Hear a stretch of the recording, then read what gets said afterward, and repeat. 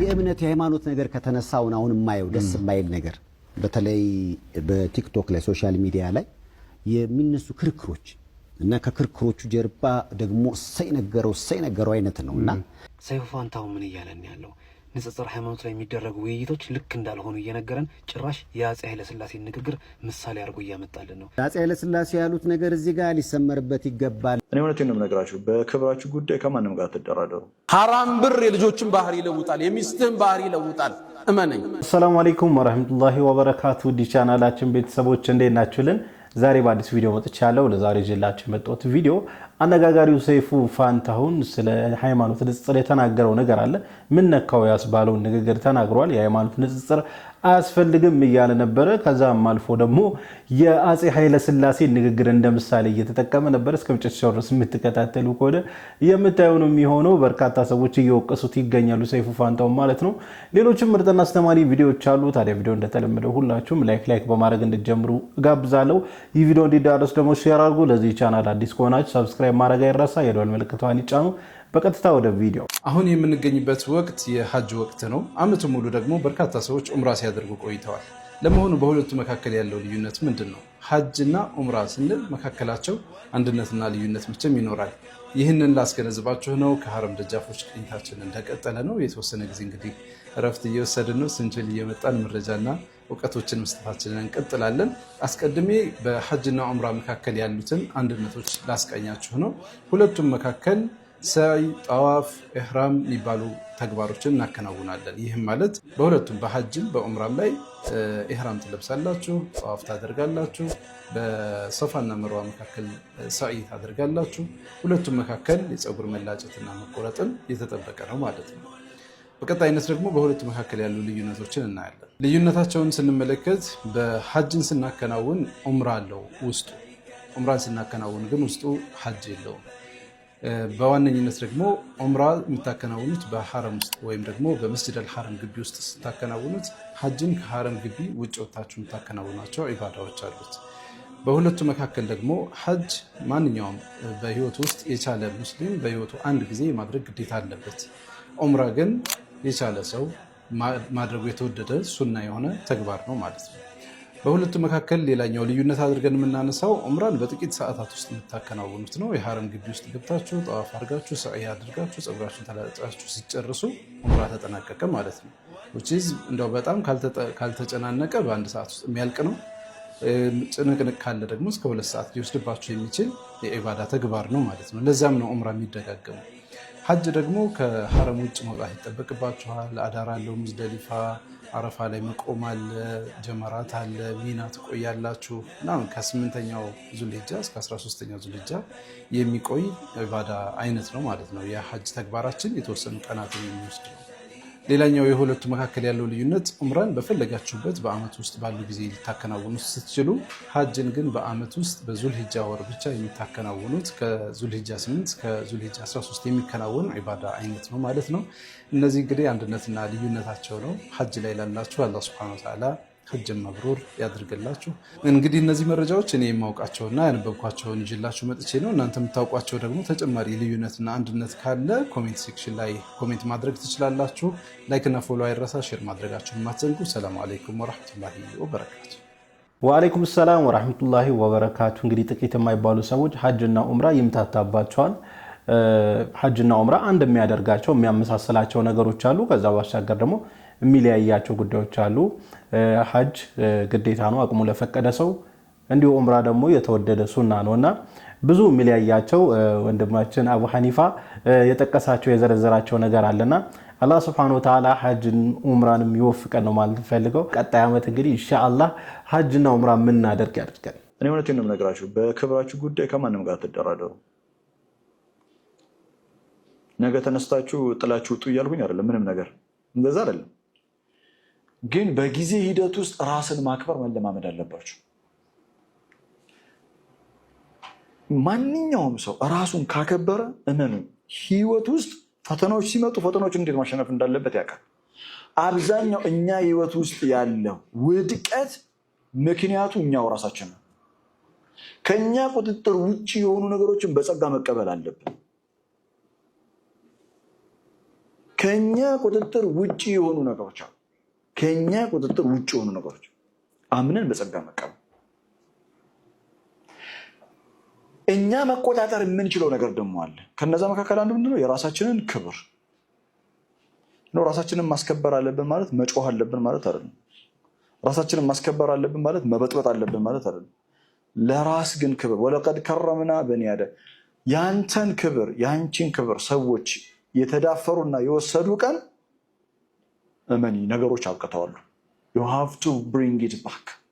በትክክል ኡስታዝና ራሳችንን ማክበር አለብን። ሌላው ሰው እንዲያከብረን መጀመሪያ ራሳችንን ማክበር አለብን ብዬ አስባለሁ። ራሳችንን ስናከብር ስለራሳችን ለራሳችን ያለን ቫልዩ ከፍ ይላል። ስለራሳችን ምንችለውና ማንችላቸው ነገሮች ለይተን ማወቅ እንችላለን። ብቻ የተጋነነ ግምት ስለራሳችን ይኖራል ማለት ሳይሆን ነገር ግን አላህ Subhanahu Wa Ta'ala የሰጠንን አቅም ጠንቅቀን እንድናቀው እንድንረዳው ያደርገናል ለራሳችን ክብር ስንሰጥ ማለት ነውና ሲጀመር ለራሳችን ክብር የምንሰጥ ከሆነ ለሌላ ሰው ክብር እንሰጣለን፣ እኛንም ደግሞ ሌላ ሰው ያከብረናልና ምንም ጥያቄ የለውም። የሰው ልጅ በሌላ ሰው መከበር ይፈልጋል፣ መከበርም አለበት ብዬ አስባለሁ። ያ እንዲመጣ ደግሞ አንደኛ መልካም ስነ ምግባር ሊኖረን ይገባል። ሰውን አክብሩኝ ብለን በቃላችን አይደለም የምናወራው። እኛ የምንከበር አይነት ሰዎች ነን ወይ? ተግባራችን ነው እንድንከበር የሚያደርገንና እንድንከበር የሚያደርገን ደግሞ መልካም ተግባራችን ነውና ስለዚህ እኛን ሊያስከብሩ የሚችሉ ተግባራቶችም ማድረግ አለብን። ለራሳችን ክብር ይኖራል፣ ለሰው ልጅ ክብር ይኖራል። ያኔ ሰላማዊ ህይወት እንኖራለን ብዬ አስባለሁ። ሐራም ብር የልጆችን ባህሪ ይለውጣል፣ የሚስትህን ባህሪ ይለውጣል። እመነኝ። አታለህ ሪዝቅ ለልጆች ልትወስድ ሰው አስለቀሰ ቸቀምተ የሰው ስራ አበላሽተህ ልጆችን ልትመግብ ከዛ ህንፃ ሰርተህ ማሻአላህ ብለህ ልትለጥፍ من غش فليس منا ከኛ አይደለም አሉ ነብዩ አለይሂ ሰላቱ ወሰለም። አደራችሁን የተጨበረበረ ብር፣ የተሰረቀ ብር፣ የተሸወደ ብር ለልጅ አይተርፍም፣ ለአካል ጤና አይደለም፣ የአእምሮ ረፍት የለው። ንጹህ አእምሮ ምቹ ትራስ እሱ ነው። የሰው ዱዓ የሌለበት ለቅሶ የሌለበት ዘግተ ያልጠፋበት ስራ ጣፋጭ ነው፣ ለልጅ ይተርፋል። ሐራም ብር የልጆችን ባህሪ ይለውጣል፣ የሚስትህን ባህሪ ይለውጣል። እመነኝ። ለዛ ነው ሰለፎቹ ባሎቻቸው ወደ መርካቶ ሲወጡ ሚስት ተከተለ አንድ ማሳሰቢያ ትለዋለች፣ እባክህን ሐራም ይዘህብን እንዳትመጣ፣ ከረሃብ እንታገሳለን ከሳት ግን መታገስ አንችልም ትለው ነበር።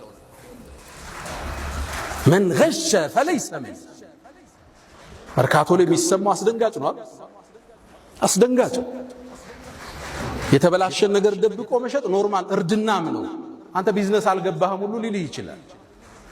ጤናን ከፈለክ ጣፍጦ መብላት ከፈለክ የሰጠህን አላህ በሐላል ይሄ ደርድረው ለልጅ ልታወርሰው ነው። ይሄን ሁሉ ብር ላንተ እኮ አይሆንም፣ ቀብርም አብሮ አይገባ። ልጅህ እንደፈለገ የሚያረጋውን ብር ሰው አስለቅሰ ታመጣለህ። የሙስሊም ነጋዴ ባህሪ አታጅሩ الصدوق الامين እውነተኛ ነው፣ ታማኝ ነው። ሙስሊም ካበለ ቀኑ ዘነበለ፣ ሙስሊም ከዋሸ ቀኑ ተበላሸ።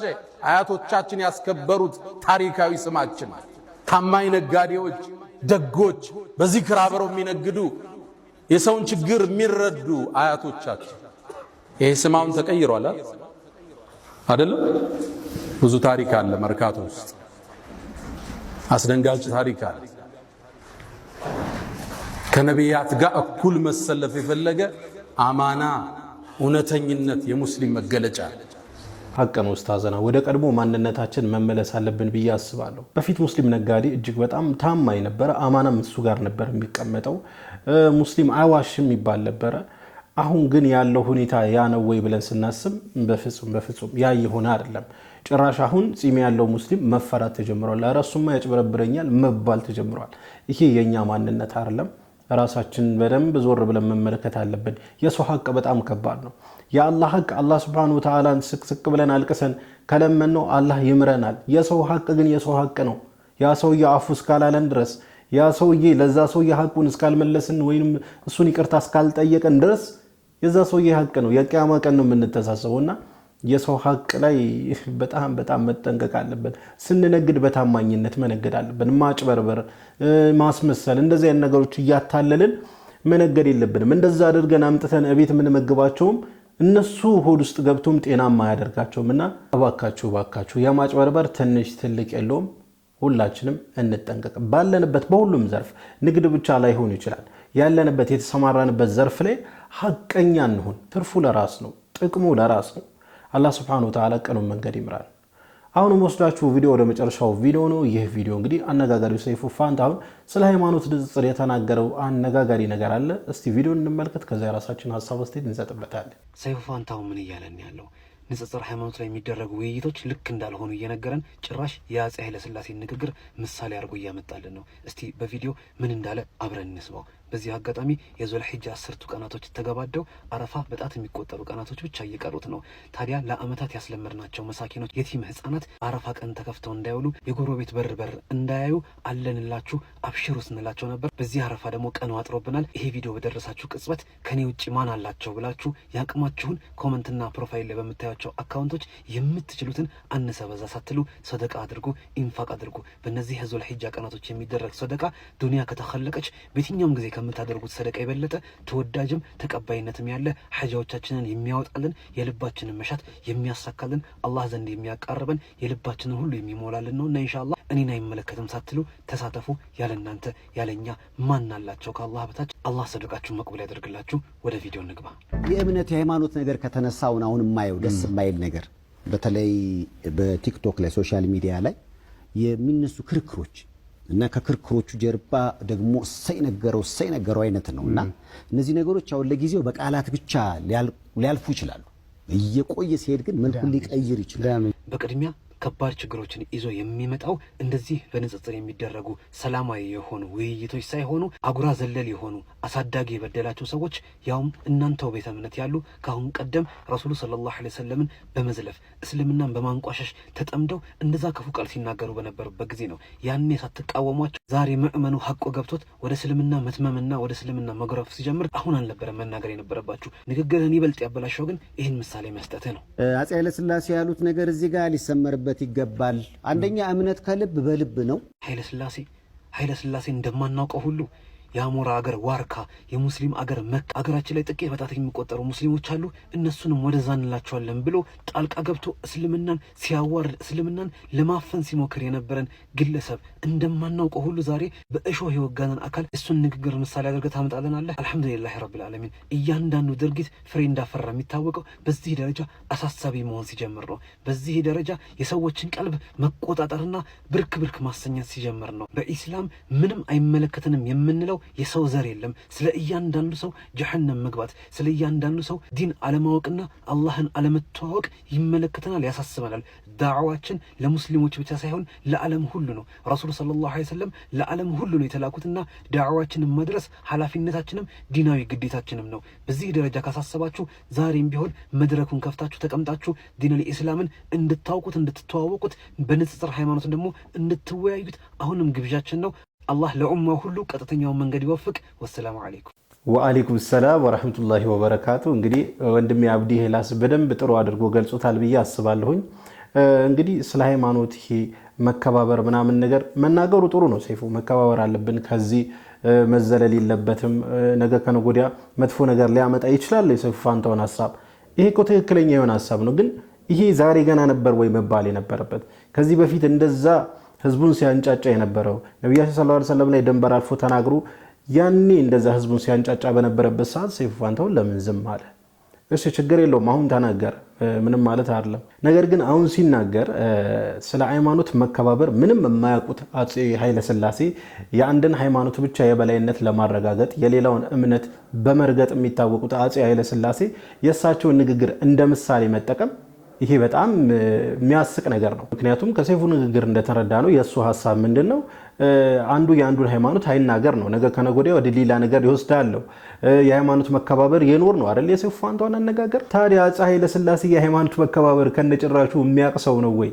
የሌላውን ሃይማኖት ያከብራል ወይ? ጭራሽ እኮ ሙስሊሞች እኮ በዓላቸውን በይፋ ማከበር አይችሉም ነበር በአፄ ኃይለ ሥላሴ ጊዜ። የሱን ሰውዬ ንግግር እንደ ምሳሌ መጠቀሙ ይሄ ደግሞ የበለጠ ትክክል እንዳይሆን ያደርገዋልና ብቻ በአጠቃላይ እኔም የሃይማኖት ንጽጽር ላይ ሐሳብ መስጠት የምፈልገው ነገር ምንድነው? የሃይማኖት ንጽጽር አሪፍ ነገር ነው። ብዙ ሰዎች እየሰለሙበት ይገኛሉ ምናምን። ነገር ግን አንዱ የአንዱን ሃይማኖት ሪስፔክት ባደረገ መልኩ ነው ውይይቱ መደረግ ያለበት ብዬ የማስበው። አንዱ የአንዱን ሃይማኖት መሳደብ የለበትም ብዬ አስባለሁ። ለምሳሌ ከዚህ በፊት የኡስታዝ አቡ ሀይደርና የወንጌላዊ ተክሉን ውይይት ማየት እንችላለን። በጣም መከባበር የተሞላበት በማስረጃ ነው ሲወያዩ የነበረ። እንደዚህ መሆን አለበት፣ ድንበር መዘለል የለበትም። ይሄን በጣም እስማማለሁ እንጂ ከዛ ውጪ እየሰጣቸው የነበረው ምሳሌዎች የሰይፉ ልክ አልነበሩም ብዬ አስባለሁ። ለማንኛውም ለዛሬ ይዤላችሁ የመጣው ቪዲዮ ይሄን ይመስል ነበረ። ቪዲዮን ከወዳችሁ እንደተለመደው ሁላችሁም ላይክ አድርጉ። የቪዲዮ እንዲዳረስ ደግሞ ሼር አድርጉ። ለዚህ ቻናል አዲስ ከሆናችሁ ሰብስክራይብ ማድረግ አይረሳ። ኢንሻአላህ በቀጣይ በአዲስ በቆንጆ ቪዲዮ እስከምንገናኝ ወሰላሙ አለይኩም ወራህመቱላህ ወበረካቱ።